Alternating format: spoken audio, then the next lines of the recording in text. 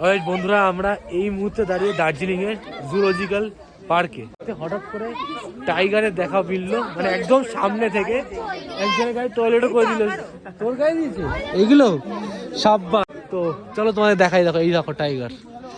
দেখো কত মানুষের এখানে ভিড়, এই দেখো। আবার আসবে আবার আসবে আবার আসবে।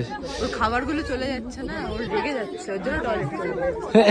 কত মানুষ দেখো, ওই দেখো। আবার আসবে আবার আসবে। লাঞ্চ হয়ে গেছে।